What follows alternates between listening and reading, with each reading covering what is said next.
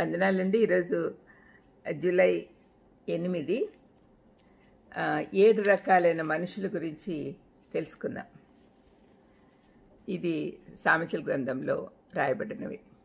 దేవుని యొద్ద నుండి జ్ఞానంను సంపాదించుకొని వరముగా పొందిన సొలొమోను రాజు సామెతల గ్రంథం రాశాడు, మనకు తెలుసు. ఈ గ్రంథంలో వివిధ రకాలైన వ్యక్తులు వారు ఏం నమ్ముతారు, ఏం చేస్తారు, ఒకరితో ఒకరు ఏ విధంగా ప్రవర్తిస్తారు అనే సంగతులన్నీ గ్రంథస్థం చేయబడి ఉన్నాయి. మంచి చెడు అన్ని రకాల పరిస్థితులను మన చుట్టూ ఉన్నవారు సృష్టిస్తూ ఉన్నారు. కానీ మనం జీవితంలో ముందుకెళ్లాలంటే అన్ని రకాల పరిస్థితులను, అన్ని రకాల మనుషులను ఎదుర్కోవాలి. దేవుని మహిమార్థం ఈ లోకంలో జీవించాలంటే మనుషులతో, పరిస్థితులతో ఏ విధంగా తెలివిగా మసులుకోవాలో తెలుసుకోవాలన్నదే సొలొమోను ఉద్దేశం.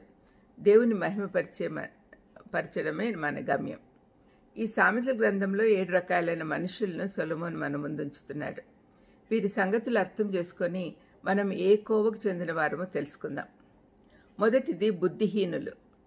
వీళ్ళ గురించి సామెతలు 1:32 చదువుకోగలము.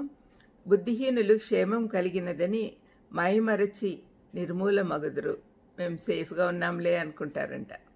బుద్ధిహీనులు జ్ఞానం లేనివారు, అమాయకులు, అన్నింటినీ నమ్ముతారు.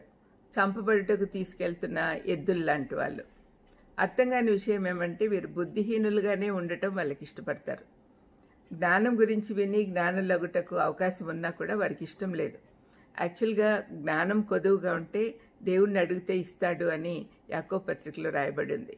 మనం తెలుసుకోవాలి అసలు మన జ్ఞానం తక్కువ ఉందని, అప్పుడే మనం అడగగలం కదా. రెండవది మూర్ఖులు. సామెతలు 1:7 మూర్ఖులు జ్ఞానమును ఉపదేశమును తిరస్కరించుదురు.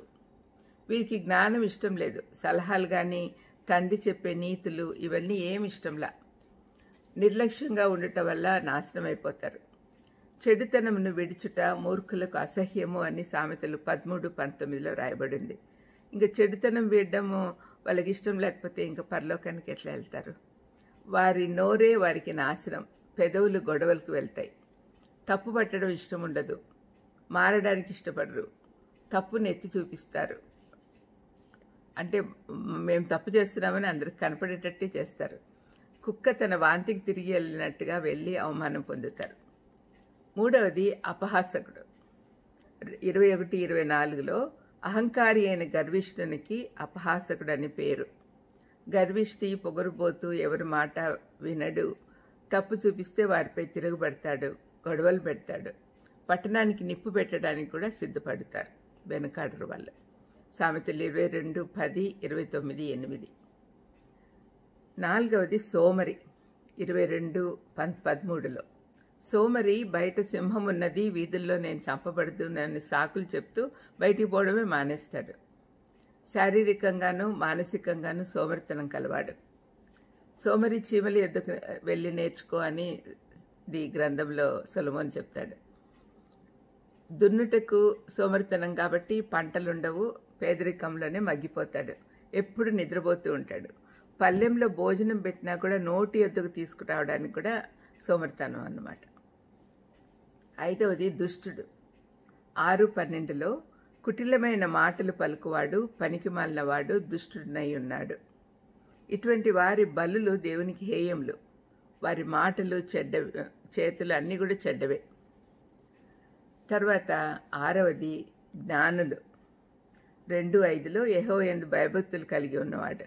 జ్ఞానం గురించి సామెతల గ్రంథంలో అనేక చోట్ల రాయబడింది. దానికి యాక్చువల్గా జ్ఞానం గురించి రాసిన గ్రంథం అది. దాంట్లో జ్ఞానం కలిగిన వారి గురించి చాలా చెప్పబడింది.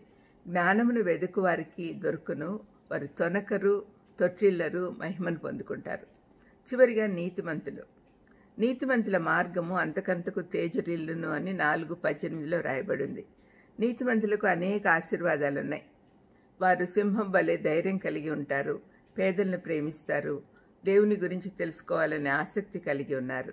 వీరికి నిత్య జీవము జీతంగా ఇవ్వబడుతుంది, ఫలించే జీవితం కనపడుతుంది. వీళ్ళు కదిలించబడరు. ఇన్ని రకాల వ్యక్తులు మన చుట్టూ సంఘాల్లో, సమాజంలో ఉన్నారు. ఈ వ్యక్తులందరి గురించి ఈ గ్రంథం నుండి ధ్యానించి మనం ఏ కోవకు చెందిన వారమో గ్రహించి జ్ఞానుల వల్లే ఉండడానికి మనం ప్రయత్నం చేద్దాం. ప్రార్థన చేసుకుందాం. దయామేడ యేసునాయన స్తోత్రం ప్రభా. ఎన్ని రకాల వ్యక్తులు ఉన్నారో సొలొమోను ద్వారా మాకు నేర్పించారు తండ్రి. మేము ఏ విధంగా ఉండాలని మీరు తలస్తున్నారో ఆ విధంగానే ఉండేటట్టు జ్ఞానం సంపాదించుకొని మీ జ్ఞానంతో ముందుకు సాగేదానికి సహాయం చేయమని యేసుక్రీస్తు నామమున వేడుకొంచున్నాం తండ్రి. ఆమెన్. God bless you.